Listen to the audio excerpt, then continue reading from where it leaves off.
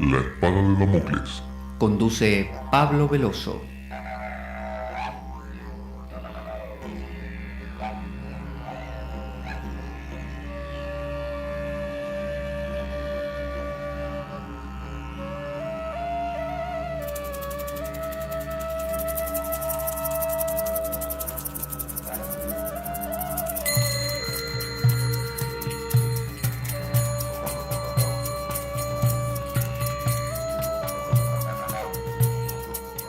Tal como lo cortés no quita lo valiente, así lo hilarante no quita lo profundo.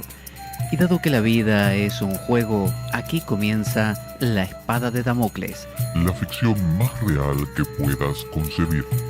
La Espada de Damocles es un programa que por mera falta de objetividad cree ser diferente. Personajes mitológicos salidos de los más profundos avernos. Leyendas escabrosas y sin sentido. Curiosidades inquietantes e inútiles. Historias antiguas malversadas por nuestra incapacidad de entendimiento. Y cuentos carentes de profundo significado. También pretenderemos sin el menor éxito entender al ser humano en toda su dimensión. En suma, si quieres desperdiciar tu vida, aquí comienza La espada de Damocles, la ficción más real que puedas concebir.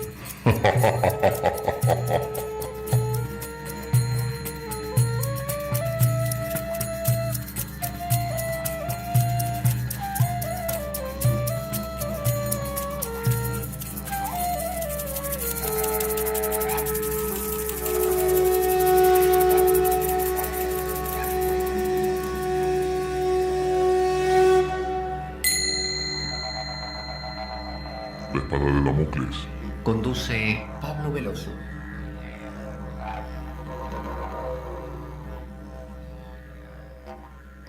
Buenas para todos. Aquí estamos otra vez en La Espada de Damocles. Quien les habla, Pablo Veloso, para meternos hoy en un berenjenal realmente. Hoy vamos a abordar una obra de las tantas y magníficas, nada menos que de William Shakespeare. Vamos a hacerlo de la mano de nuestro amigo, porque si no, no podría ser de otra manera, Edward Edinger. Edward Edinger nos ha acompañado en muchas sagas, ya que era un analista junguiano, continuador de la obra de Jung y facilitador para todos nosotros de esa obra, porque la obra de Jung obviamente es muy profunda, aunque accesible, porque Jung tenía la particularidad de escribir de una manera bastante abierta, con una jerga que podía entenderse. Uno puede leer sus libros y comprobarlo. Pero bueno, Edward Edinger tomó sobre sus hombros o cargó sobre sus hombros con la tarea de continuar un aspecto de la obra de Jung que podríamos decir que tiene bastante que ver con la hermenéutica, porque Edward Edinger buscó a lo largo de sus obras, y lo podemos ver leyéndolas, interpretar analíticamente, bajo la psicología profunda, diversas fuentes. Algunas fuentes tienen que ver con el cristianismo, ya que Edward Edinger consideraba que Jung había dejado pendiente o a medias un trabajo sobre la Biblia, sobre las fuentes cristianas. En parte porque no le dio la vida a Jung, y en parte porque tampoco Jung quiso en algunos momentos de su vida exponerse demasiado a las críticas, sobre todo del círculo científico, cosa que le pasó también a Freud, que intentó toda su vida hacer del psicoanálisis ciencia, cuando lo logró a medias, y actualmente la mayor parte de la comunidad científica pone en duda la validez científica del psicoanálisis o de cualquier forma de psicología que no sea la clásica conductista Skinner-Watson, se me fue la palabra ahora, pero que se basa en generar un estímulo y tener una respuesta. Esa era, estímulo-respuesta. Fuera de eso, que es tan simple como te pincho y reaccionás, te pincho 5 veces y ya a la sexta te prevenís, ese tipo de conductas creadas a través de la repetición, que pueden ser más medibles. Bueno, fuera de eso, la psicología en sí no es tomada demasiado en cuenta por la ciencia. Y cuando entramos en ámbitos como la psicología junguiana, que ya se mete con mandalas, culturas orientales, con alquimia, con religión cristiana, bueno, o gnosticismo, hermetismo, bueno, ya ahí se vuelve muchísimo más difícil.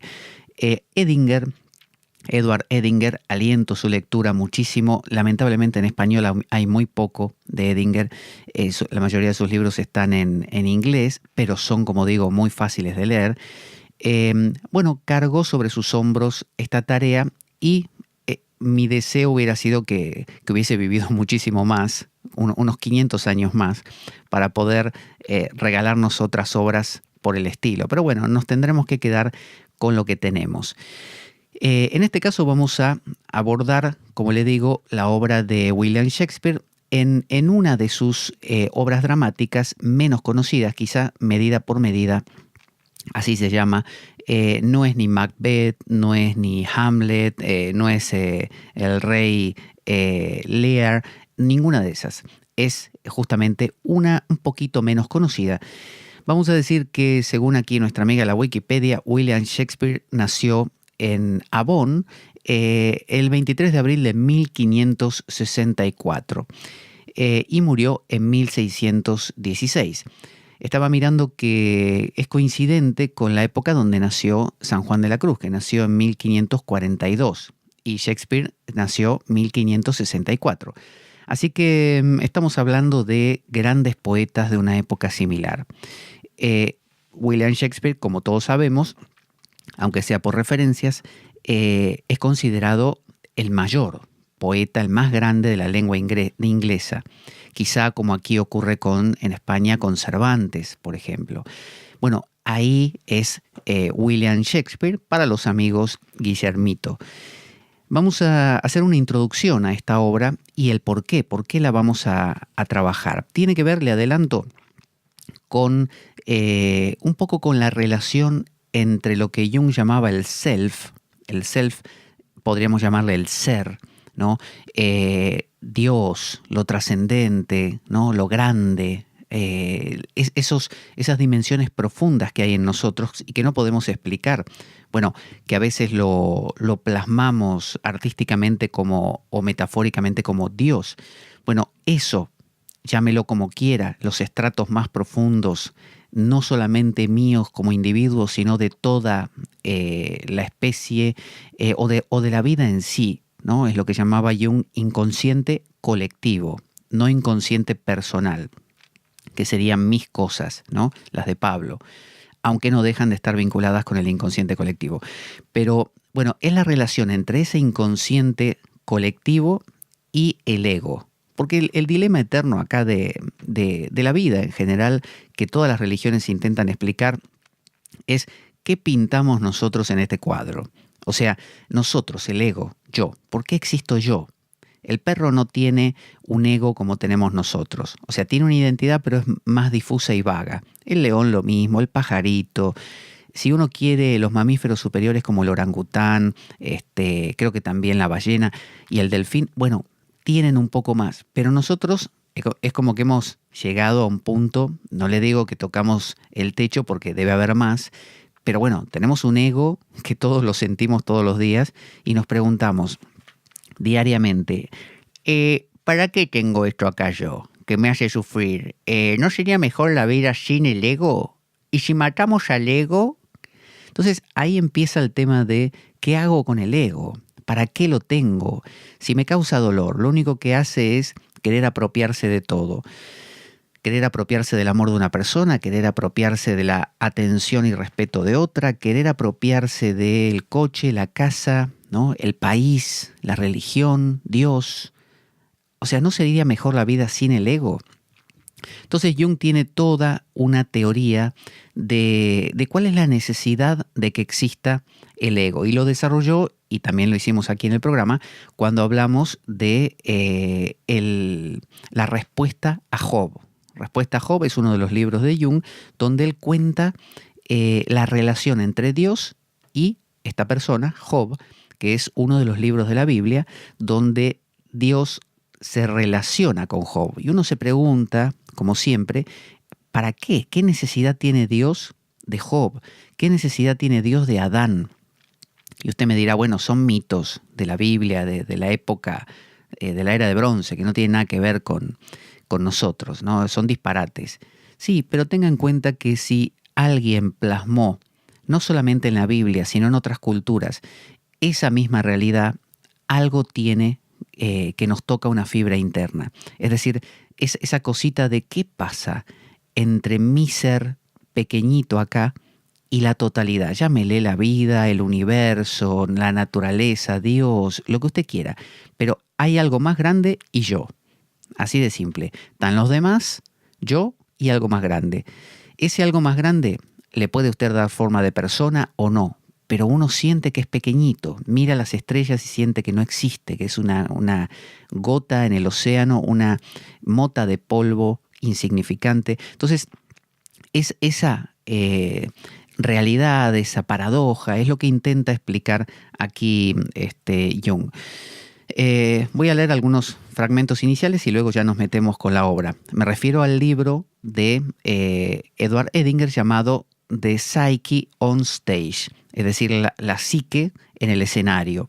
Y habla, el subtítulo es Individuation Motives in Shakespeare and Sophocles, es decir, la motivación de la individuación,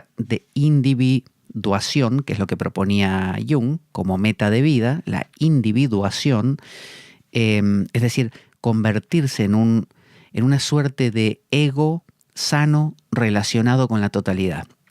No un ego escindido, separado, sufriente, sino un ego que no se funde en ese Dios o en esa totalidad, no desaparece, porque si no, no tendría razón de ser, según Jung, sino que se mantiene pero en relación.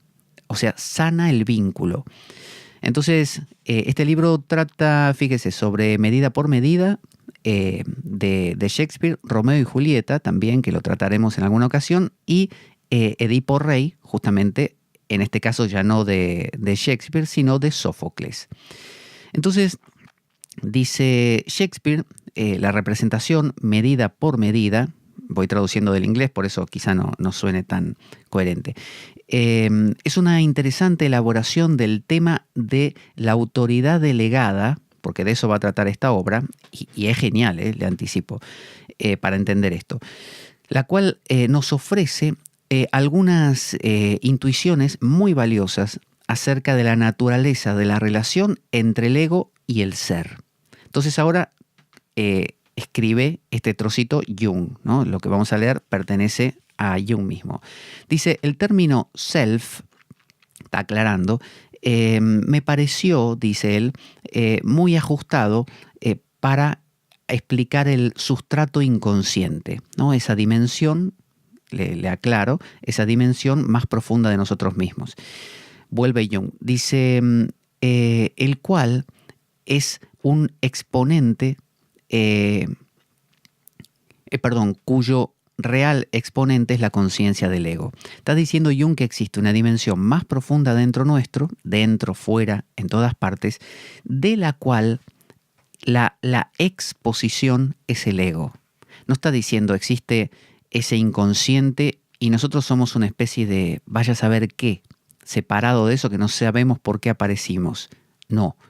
Lo que está diciendo es que así como la base de un iceberg emerge como la puntita pequeña y solo vemos la puntita pequeña, pero hay todo un iceberg abajo, y que la puntita pequeña parece que se estuviera moviendo por el agua para donde ella quiere, pero en realidad no, es movida por la totalidad de abajo, y que si esa puntita del iceberg pretende olvidarse que hay toda una dimensión más profunda debajo de sí, se va a frustrar, porque va a querer moverse para la derecha cuando esa parte más profunda la está moviendo para la izquierda, o viceversa. Entonces, todo este trabajo de Jung se basa en explorar la relación entre la puntita del iceberg y toda la parte sumergida, y reconocer a la parte sumergida para volver a encontrar una armonía y un sentido de identidad, ¿no? De pertenencia. Pero al mismo tiempo, no en desaparecer. No se trata que la puntita ahora se sumerja y todo esté sumergido, porque por algo hay puntita, por algo está la punta del iceberg. Entonces dice Jung, el ego se manifiesta en relación al ser, a la totalidad, como lo movido por el que mueve, como el objeto del sujeto, es decir, como justamente la punta del iceberg de la parte sumergida. Eso le agrego yo. Debido a factores determinantes que irradian desde el ser hacia el ego en todas partes y por lo tanto lo supeditan a él. Es decir, lo que usted decide, lo que usted hace, lo que usted piensa, lo que usted siente, no viene de usted. Viene de una totalidad más grande que lo conforma.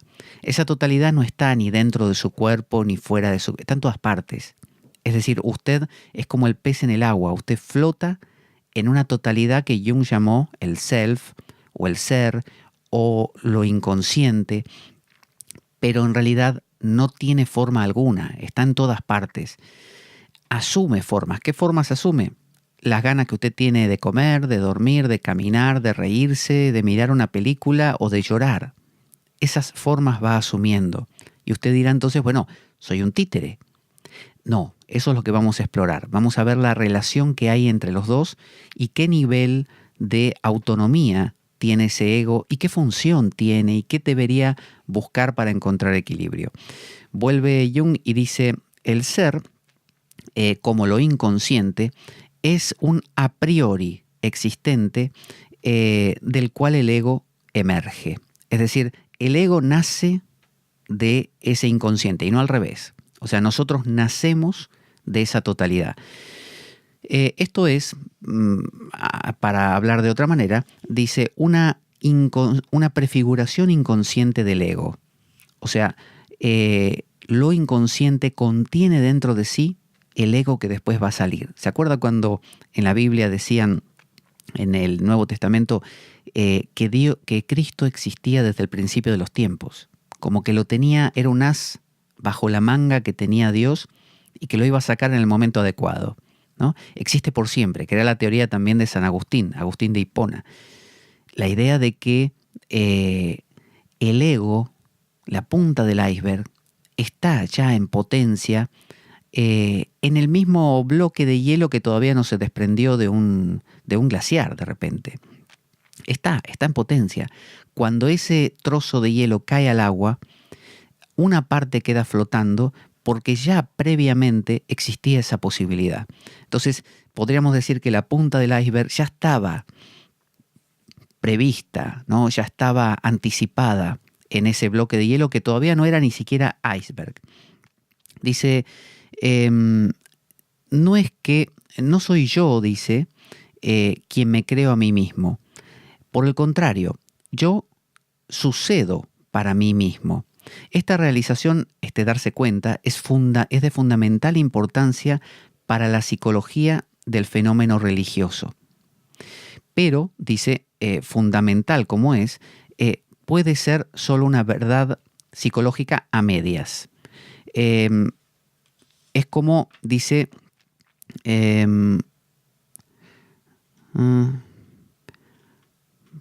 vamos a pasar un poquito aquí. Y no quiero alargarlo. Dice, leemos este trocito y ya comenzamos. Dice, el ego, la conciencia del ego, sigue su propio camino exclusivamente. Está tratando de volverse un Dios. Si la conciencia del ego sigue su propio camino exclusivamente, está tratando de volverse un Dios o un superhombre. Esto es lo que Jung llama inflación. Cuando uno intenta como punta del iceberg, controlarlo todo, uno intenta como punta volverse la parte de abajo. Y no saber qué es la parte de abajo también. Hay una gran diferencia.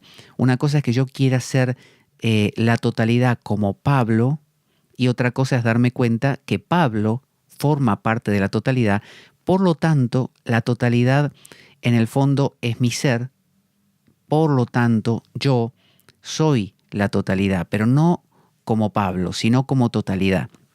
Por eso yo me creo a mí mismo. O sea, ¿quién crea a Pablo? La totalidad. La totalidad soy yo. Por lo tanto, yo me creo a mí mismo.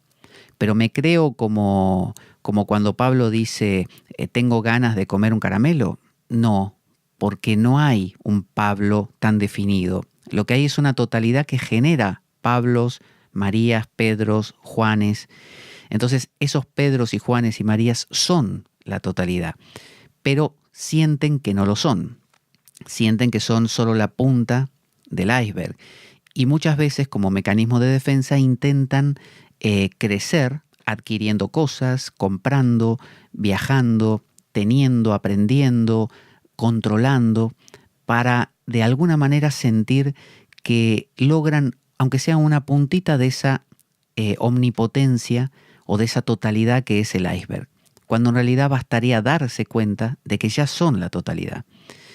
Dice, pero el exclusivo reconocimiento de esta dependencia solo lleva a un fatalismo infantil y a una negación del mundo misantrópica y llena de arrogancia espiritual. Fíjese, Jung está diciendo dos polos. Por un lado, si sos la punta del iceberg, te das cuenta que no lo podés mover para ningún lado, que te mueven a vos, e intentás convencerte de que cada vez que se mueve para la derecha lo estás haciendo vos como punta. O sea, ni mirás qué hay debajo. Vos como punta, cuando mueve para la derecha, decís... Quiero moverme para la derecha. Qué control que tengo, ¿eh? Quise ir para la derecha y fue para la derecha. Si haces eso, estás inflado. Con lo cual sufrís. Porque te estás atribuyendo cosas que no son tuyas. En algún momento va a ser agua eso, porque sabés que en el fondo te estás engañando. Que cuando decís que querés ir para la derecha, en realidad lo que estás haciendo es que si va para la derecha lo decís. Entonces, te estás engañando. Por otro lado, si te das cuenta de que como punta no controlas nada y que te mueve la parte de abajo, te da una sensación de desesperación, como que yo no soy nada, no sirvo para nada, soy insignificante. Entonces, ninguna de esas dos opciones, dice Jung, son convenientes. Lo que hay que buscar es el reconocimiento, como dice el shaivismo de Cachemira, el prativiña, el reconocimiento de que soy la totalidad. O como dice el Bardo Todol, el libro tibetano de los muertos, que soy esa luz primordial. Entonces, agrega Edinger, la relación entre el ego y el ser es un gran misterio de la existencia humana. En mi punto de vista, dice, esta es la base temática de lo que vamos a tratar, que es medida por medida. Y tenemos mucho que aprender de un estudio psicológico de este libro, de esta obra. Parece que es una obra que, aquí lo dice, de acuerdo a los mejores investigadores, fue escrita durante el mismo año y así también fue compuesta al mismo tiempo que Otelo, seguida por Hamlet y 3 o 4 años precedida por el rey Lear. Y Macbeth, dice, por 1 año o más. Así que es una obra que, según dice Edinger, se sitúa entre las más representadas obras de este autor. Entonces, un resumen de la historia. Dice, el duque Vicencio, de esto trata, esto es lo que vamos a ver. El duque Vicencio, que es el regente de Viena, se estaba preocupado por la laxitud, por la relajación, el relajo de las reglas morales de su reino. Entonces, decía él que la libertad había tomado a la justicia por la nariz, como que se había vuelto todo un libertinaje. Entonces, en lugar de imponer duras reformas por sí mismo, él decidió retirarse de la ciudad por un tiempo y delegar su autoridad a Angelo, un hombre que tenía un nombre, justamente un nombre irreprochable y una vida austera. O sea, el duque no quería ensuciarse. Toma a Angelo, ahí es donde vamos a ver esa relación entre lo inconsciente o el ser, que va a ser el duque, y por otro lado Angelo, que es el ego, ¿no? Y a ver cómo se las arregla. A Angelo, entonces, dice, le ordenan reformar el comportamiento laxo de la sociedad vienesa. Entonces el duque, en lugar de visitar Polonia, como él había anunciado, el duque había dicho... Yo me voy a ir a Polonia. No se fue a Polonia, se quedó.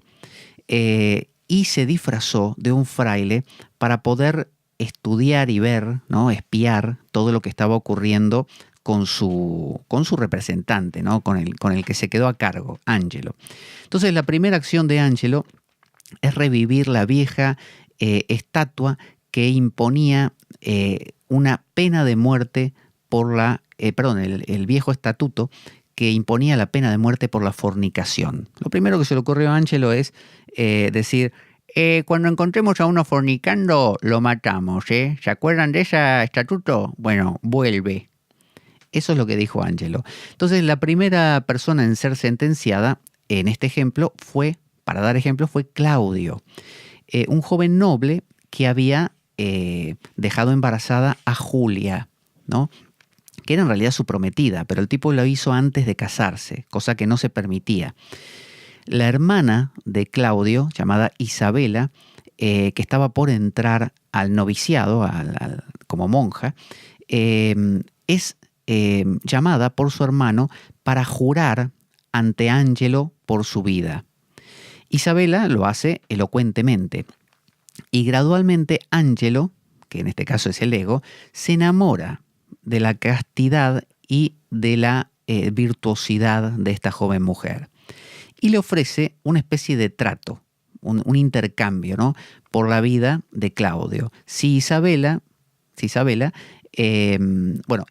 sería en realidad, le da a él una noche de placer, ¿no? Le da su cuerpo, básicamente. Le dice, escúchame, Isabela, yo te doy la vida de Claudio, pero a cambio me tenés que hacer un favor.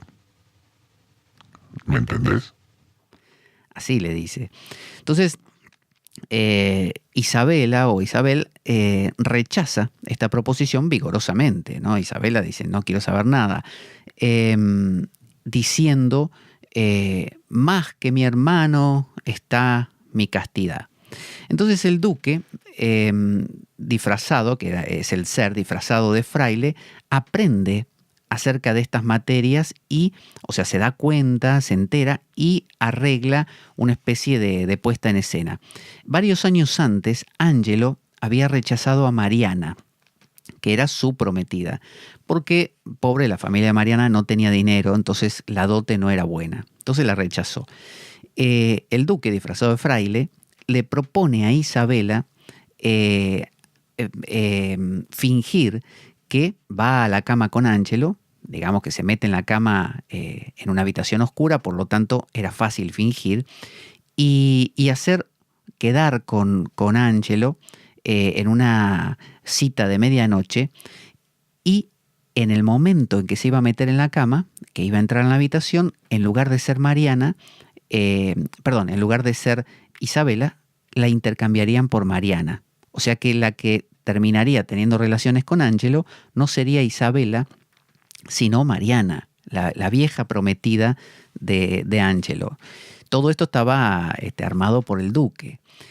Esto gracias a que se hacía el amor con la luz apagada. ¿Ven los problemas que trae eso, no es cierto? Usted no sabe con quién está. A menos que el otro o la otra hable, usted no se entera.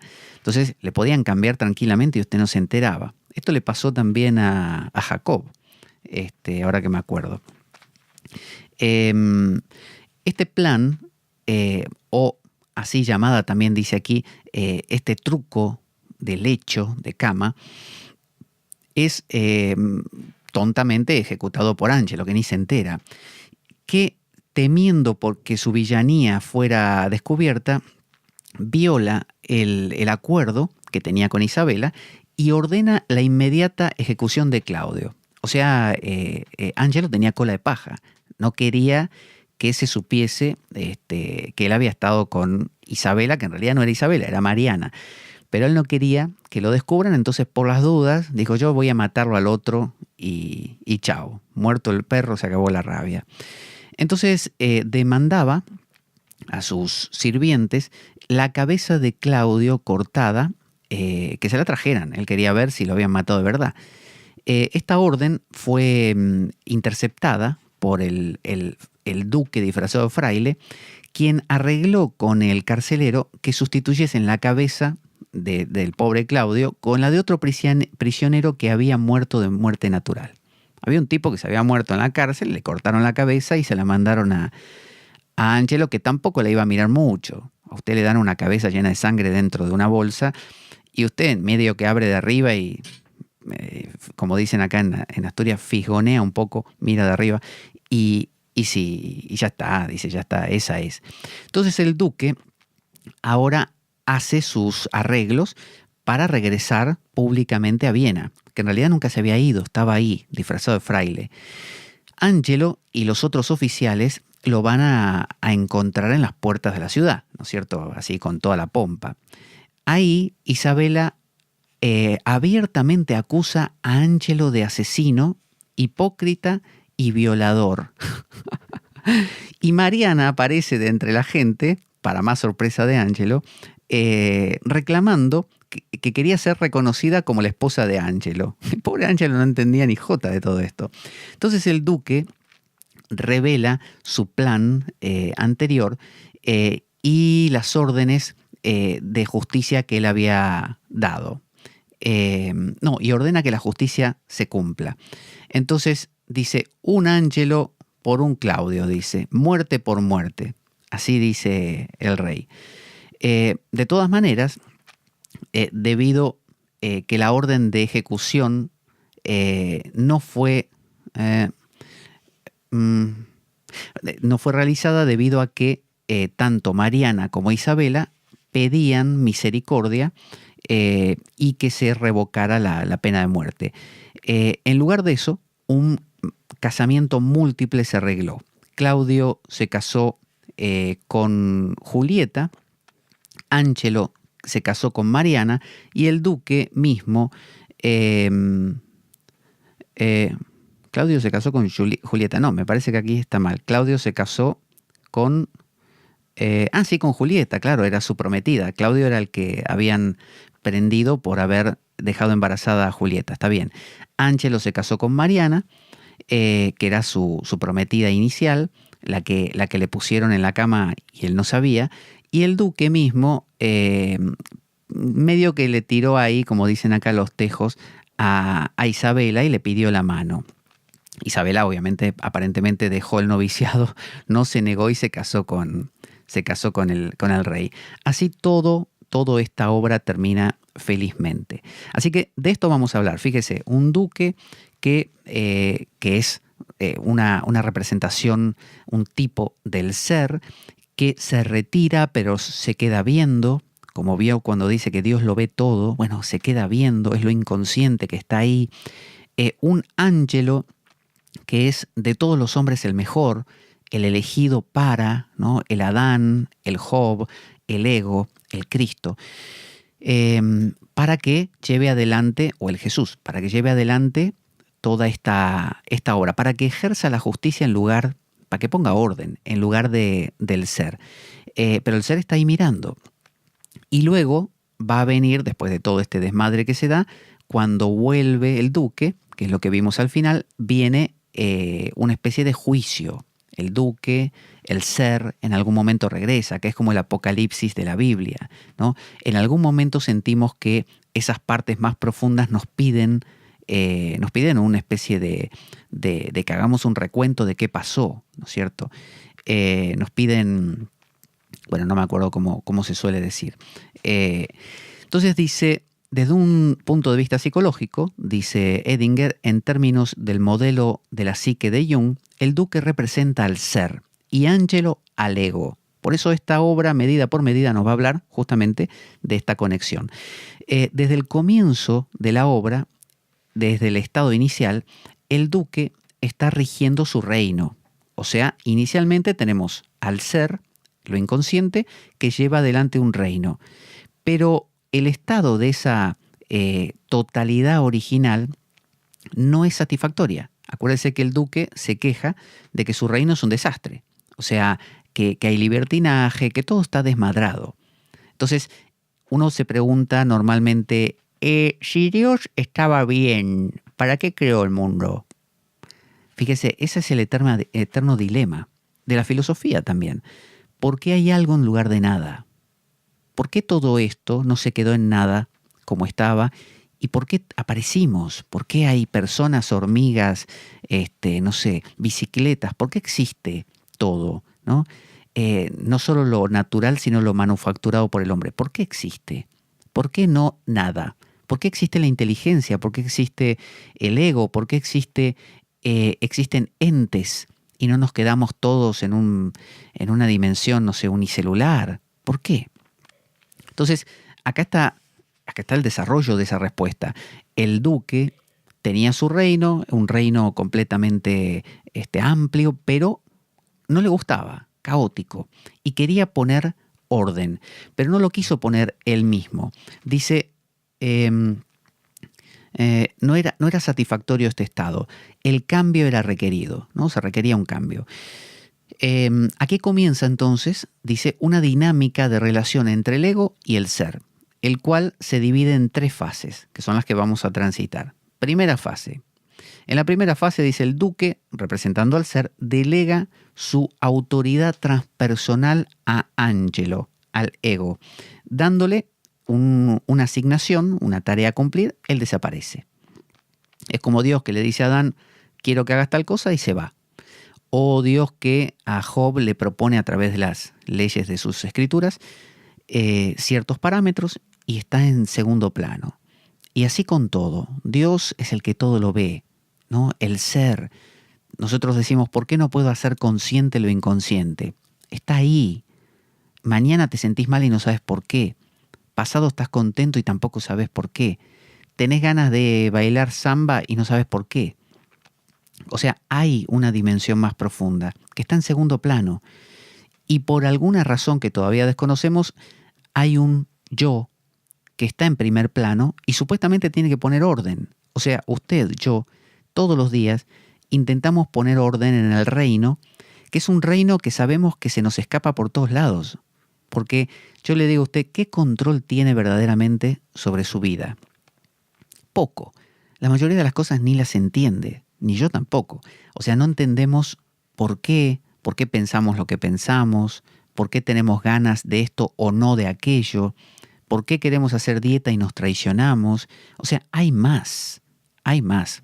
Hay, como dice otra parte de una obra de Shakespeare, que es Hamlet, dice, there are more things between heaven and earth than what your eyes can behold. Hay más cosas entre el cielo y la tierra de lo que tus ojos pueden contemplar. Hay más, le dice Hamlet a Horacio. Le recuerdo, haciendo un paréntesis, que nuestro programa La Espada de Damocles carece de sustento económico externo, de manera que si quiere colaborar con el programa, ayudando, con una colaboración mínima, máxima, la que usted quiera, todo sirve, puede hacerlo escribiéndome a pablojorgeveloso@gmail.com, pablojorgeveloso@gmail.com, y según viva dentro de España o fuera de ella, le pasaré una cuenta de PayPal o de banco, de manera que pueda hacer esa colaboración, que, como le digo, la que sea sirve, porque sirve justamente para conseguir esto, material bibliográfico. En este momento tengo la obra de Edinger en la mano y tengo también las obras completas de Shakespeare en un atril. Es decir, se requieren bastante material para poder desarrollar estas cosas y mucho otro material que no está presente en este momento, pero que apoya a esto que estamos tratando. Así que, si quiere colaborar con lo que sea, desde ya, muchas gracias por ello. Volvemos entonces a nuestro tema. Dice, eso era la primera sección. Ahora, ¿qué pasa en la segunda fase? Primera sección, Duque diciendo, esto no me gusta, me voy. Pone orden vos, le dice Angelo. Segunda fase. Angelo, el ego, usted, yo, intentamos todo lo posible poner en marcha eso. Es decir, dice, Angelo, el ego, ejercita su autoridad delegada, la que recibió, y en el proceso se identifica con ella. Ese es nuestro problema. No actuamos como delegados de, recordando que lo inconsciente es lo que maneja todo en el fondo, y que nosotros somos la punta del iceberg nada más. Nos olvidamos. Eso es lo que los griegos llamaban ibris. Es el pecado de arrogancia. Es lo que Jung llama inflación. Inflarte significa que empezás a creer que vos tenés el control de todo. Y esto es lo que le pasa, ya veremos, a Angelo, que ejercita su autoridad delegada y en el proceso se identifica con ella como si fuera una posesión personal de él. Mientras, él no lo sabe, está mirado por el ojo que todo lo ve del duque, o sea, del ser. Y eso, obviamente, a usted y a mí no podemos olvidarnos por completo de que está ese ser. Así nos volvamos ateos, ultracreyentes o lo que quiera, siempre hay esa idea de que hay algo que me está mirando, de que hay algo más, de que que me estoy jugando una especie de truco a mí mismo, que me quiero engañar y no lo logro. En la tercera fase, el ser perdido, ¿no? El que se fue, ¿se acuerda que el duque dijo me voy a Polonia? Reaparece.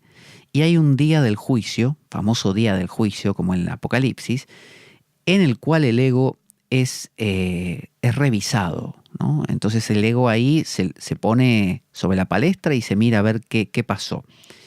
Entonces vamos, dice Edinger, a discutir cada una de estas tres fases por turno. Y ya nos metemos, ya nos metemos con la obra de Shakespeare. Así que si quiere tener a mano una versión de Medida por Medida, pertenece a las obras dramáticas de Shakespeare, porque hay otras que son comedias, puede tenerlo y va acompañando lo que vamos diciendo, porque vamos a ir citando en qué escena y en qué acto está cada una de las partes que vamos citando. Entonces, primera parte. El ser delega su transpersonal autoridad al ego y desaparece. Eso es lo que vamos a empezar viendo. En el principio de la obra, dice Edinger, aprendemos o nos enteramos que el reino del duque está en total desastre, en desorden. Las leyes se han vuelto muy débiles y un estado de libertinaje o de licencia prevalece. El duque lo describe de esta manera. Y acá vamos a la primera cita de Shakespeare, que corresponde a, obviamente, Medida por Medida, acto 1, escena 3, líneas 19 a la 31, ¿no? Si lo tiene numerado. En mi caso no, así que lo tuve que buscar a mano. El duque dice así: tenemos ciertos estatutos por demás rígidos y ciertas leyes singularmente refrenantes, bocados y barbadas precisos para los corceles indisciplinados que desde hace 19 años hemos dejado dormir casi a la manera de un león abrumado de fatiga que no sale de su caverna para ir a la caza, ¿no? Está hablando de que se han relajado demasiado las leyes y que como que se está permitiendo todo, ¿no? Acuérdense que este es el estado del ser antes de que aparezca el ego, antes de que se produzca la emergencia de Juancito o María. Dice, nos ocurre hoy como a esos padres indulgentes que lían paquetes amenazadores de varas de abedul para colgarlos ante los ojos de sus hijos y hacerlos servir de emblemas de terror más que de instrumentos de castigo.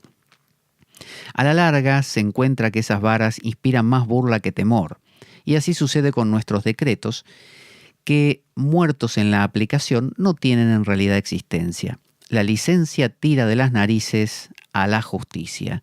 El niño azota a la nodriza y el decoro va de capa caída. Está hablando de un estado de caos, un estado donde lo que supuestamente tenía que poner orden no lo pone, donde las leyes ya no valen. No sé si les suena un poco. Habla de un desmadre, de un desorden, y no lo lleve solamente a la sociedad externamente, a nivel sociopolítico, sino a nivel interno. Una especie de vivir sin ley. Y ya cuestionaremos la idea de si hace falta una ley o no, una estructura o no. Acá lo que propone es que no está habiendo coherencia. Esa punta del iceberg está generando toda clase de desmadres. No hay orden, no hay estructura, ¿no? O quizá no emergió todavía la punta del iceberg. Estamos hablando de ese estado donde la totalidad, lo inconsciente, todavía no generó una entidad que ponga orden, un ego. Quizá estamos hablando mejor del momento antes de que ese ego surja, que era la pregunta que nos hacíamos. ¿Por qué el ego? Si todo estaba en esa especie de caos original, ¿no? Donde lo inconsciente es un mar infinito de emociones flotando de aquí para allá. ¿Para qué un ego? ¿Para qué crear a Ángelo? ¿Para qué lo necesitamos? Entonces, esa es la primera cita. Dice aquí Edinger, este es el estado de totalidad original. Imagínese, no sé, el universo antes del Big Bang, ¿no? Una especie de caos de todo mezclado, ¿no? Todo mezclado. El ego y el self están identificados inconscientemente, y el rey rige de una manera muy infantil. Es decir, no hay arriba y abajo, no hay Dios y hombre, no hay bien y mal, está todo mezclado. Que a veces, como le digo, como le contaba hace un rato, a veces pasa que en nuestras sociedades entramos en ese estado caótico, en ese estado amorfo, en ese estado que no tiene reglas, que no tiene orden, en un estado sin un yo coordinante. Entonces, cada tanto aparece alguna figura, a veces brutales como un Hitler, a veces más benéficas, pero son figuras que buscan crear un orden. Bueno, acá estamos hablando de que el duque, el ser, Dios, dice, este estado en que vivo, donde ni Satán ni yo nos diferenciamos, acuérdese el libro de Job, no puede durar. Necesito que aparezca una energía que ordene las cosas, ¿no? Llámese, que por eso el libro de Jung se llama así, Respuesta a Job, llámese Cristo. Cristo es la respuesta a Job, ¿no? La respuesta que Job le hace como pregunta a Dios, ¿por qué? ¿Por qué este caos? ¿Por qué pasan las cosas que pasan? ¿No? ¿Por qué este desorden? Entonces Dios decide empezar a ordenarlo todo. Y vamos a ver luego por qué. Entonces, muy interesantemente dice aquí Edinger, el duque no se siente capaz de corregir la situación él mismo. Eso dice, es muy interesante. Dice, luego de escuchar acerca del deplorable estado de las cosas, el hermano Tomás, que es uno de los que dialoga con el duque, le puntualiza lo siguiente. Y la cita es acto 1, escena 3, líneas 32 a la 35. El hermano Tomás le dice, estaba en la facultad de vuestra gracia desatar esa justicia encadenada cuando se os antojase, y esa medida hubiera parecido más temible tomada por vos que por el señor Ángelo. Fíjese lo que le dijo, que si lo decidía el propio duque, iba a sonar como una medida muy brutal, pero si lo hacía Ángelo, no.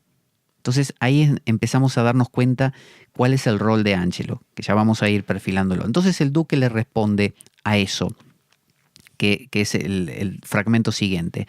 Dice, demasiado temible, supongo, es culpa mía si el pueblo se ha tomado tales licencias, y ahora fuera una tiranía por mi parte si le atacase e hiriese por actos que le he autorizado a hacer.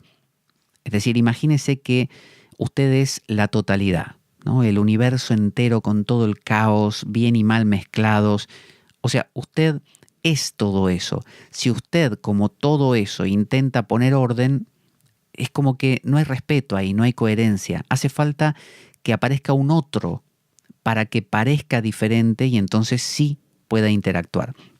Entonces sigue diciendo, ¿por qué es autorizar los malos actos, darle libre permiso de circulación, mientras el castigo no tiene el mismo privilegio?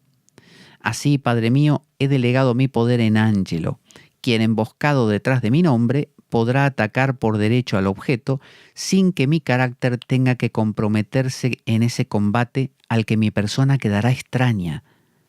Fíjese, cuando aparece Cristo, Cristo pone orden en nombre de Dios, ¿no? Y Dios queda en segundo plano. El Padre quedó ahí velado, no sabemos bien qué quiere, qué no, el Dios de los ejércitos, el castigador de Israel. Ahora no, ahora se convierte, según nos cuenta Cristo, el ángelo Cristo, se convierte en un Dios bueno, un Dios de amor, que tiene sus razones para hacer las cosas y que hace falta el sacrificio de justamente un chivo expiatorio, que en ese caso es Jesús y en este caso va a ser Ángelo.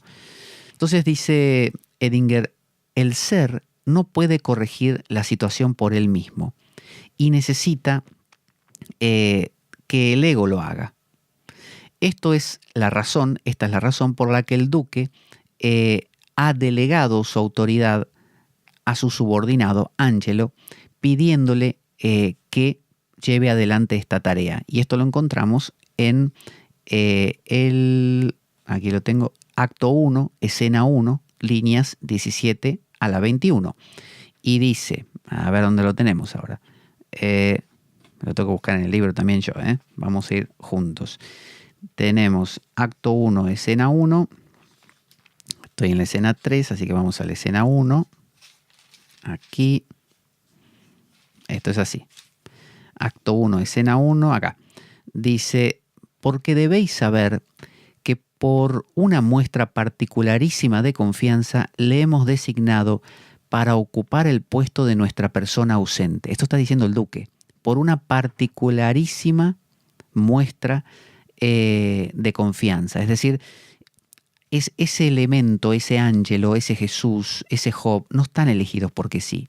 O sea, tiene que demostrar una cualidad especial.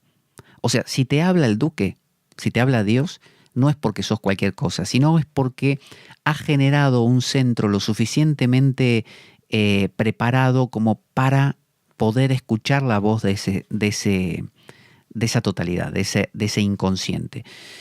No es por ser más bueno o más malo, o porque rezaste más Padre Nuestros, sino porque hay una condición que es susceptible. Fíjese, cuando Dios elige a Israel, no lo elige porque fuera el mejor imperio, si no hubiera elegido a los persas, por ejemplo, o Egipto. No, eligió a Israel porque tenía, ya lo hemos contado, una mezcla de que le iba mal y de que era humilde, de que era trabajador, una mezcla de cosas de ser un poco perdedor. O sea, no tenés que ser el mejor, el ejemplar, ¿no? El que te va bien, sino tener una mezcla de que trabajás duro, no sentís recompensa, es decir, sos pobre. Israel vivían en chozas, no vivían en casas, ni siquiera como los filisteos que tenían casa de ladrillo. Ellos no, vivían en tiendas, eran ignorantes comparado con otros pueblos más cultos, no tenían grandes así sabios, eran nada. Y Dios agarró a Abraham, lo sacó de Ur, de Caldea, armó un pueblo itinerante y como tal ignorante, un pueblo que se quejaba, un pueblo tonto que no sabía reaccionar bien ante ese Dios. ¿Por qué eligió a ese? ¿Por qué no eligió al mejor? ¿Por qué eligió Jesús a Pedro, que lo negó 3 veces? ¿Por qué no eligió uno que fuera mejor? No, porque aparentemente hay que elegir a Frodo, como el Señor de los Anillos, el más inútil de todos, porque uno dice, bueno, elegite a Legolas, elegite, qué sé yo, a Aragorn si querés, pero no a Frodo. Frodo no sirve, es un hobbit y encima jovencito. No, bueno, a ese eligen. Siempre se elige al tonto del pueblo, ¿no? Como en el tarot, the fool, el tonto, el loco. A ese se elige, porque ese es el que tiene la suficiente humildad por ser justamente falible. Entonces, cuando dice Dios elige a los pobres de corazón, a los simples de espíritu, claro, a esos. Entonces, a este Angelo no lo eligieron porque era el mejor guerrero del reino. De la misma manera que pasa con Parsifal, ¿no? ¿Por qué Parsifal es el que finalmente sana al rey pescador en el mito del Grial? Porque es el más tonto, es el tonto de todos, del pueblo, todos se burlaban de él. Dice, le hemos prestado, habla en plural porque es un duque, le hemos prestado nuestro poder de terror, le hemos investido de nuestra clemencia. Los dos elementos que hablan, por ejemplo, el Corán dice Ar-Rahman y Rahim, ¿no? El más poderoso y el más misericordioso. Bueno, el clemente y el misericordioso creo que es en ese caso, pero en este caso están hablando como de los dos pilares del templo de Salomón, Jaquín y Boaz, que son el pilar de la severidad y el pilar de la misericordia, ¿no? que también está retratado en la cábala judía. Entonces dice, y hemos dado en fin a su delegación, todos los órganos de nuestra autoridad. ¿Qué pensáis de ello?, pregunta acá el duque. Y hasta aquí vamos a ver hoy. Es decir, dése cuenta, hicimos una introducción, medida por medida es la obra que estamos tratando.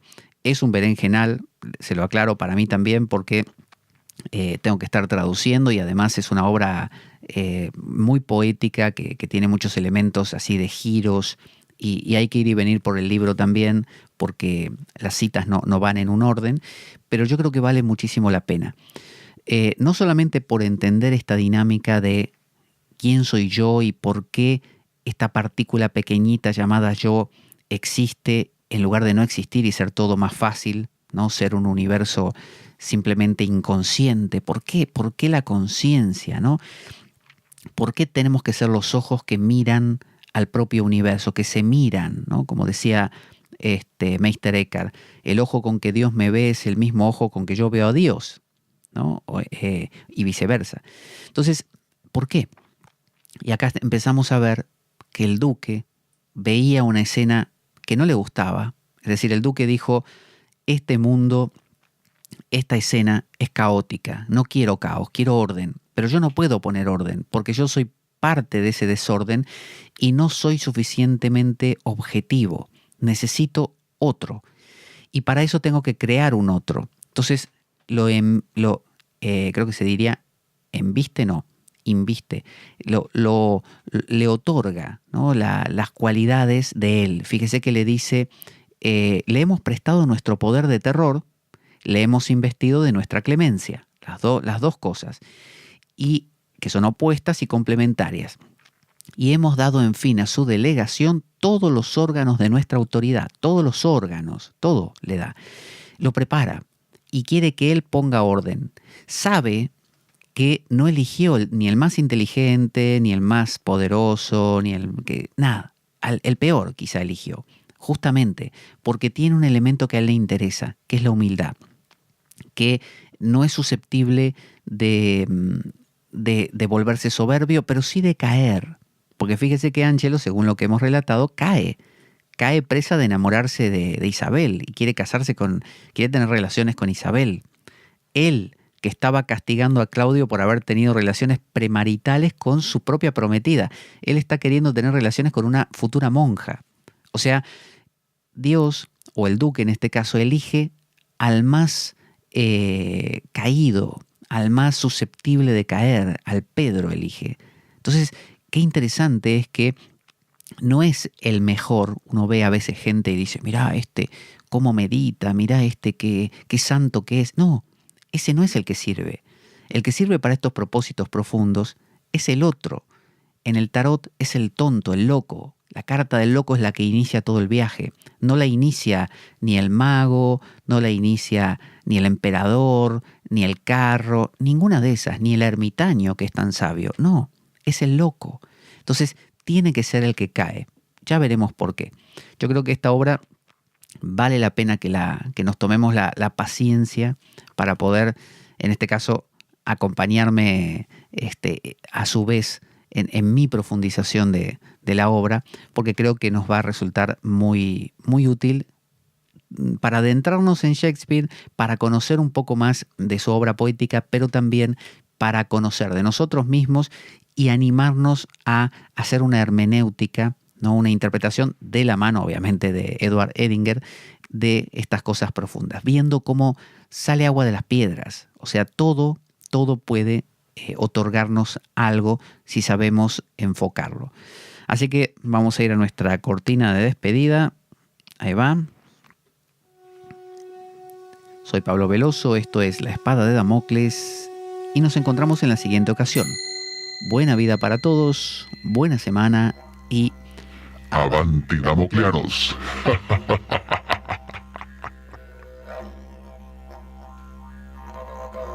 La Espada de Damocles.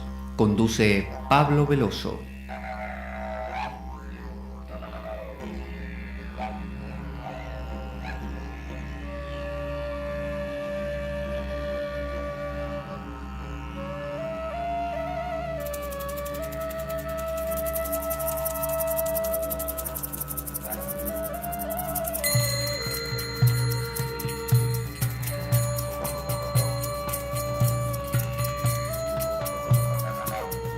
Y dado que la vida es un macabro juego concebido por una mente perversa, únete a nosotros en nuestro próximo programa, cuando escuches las siguientes palabras.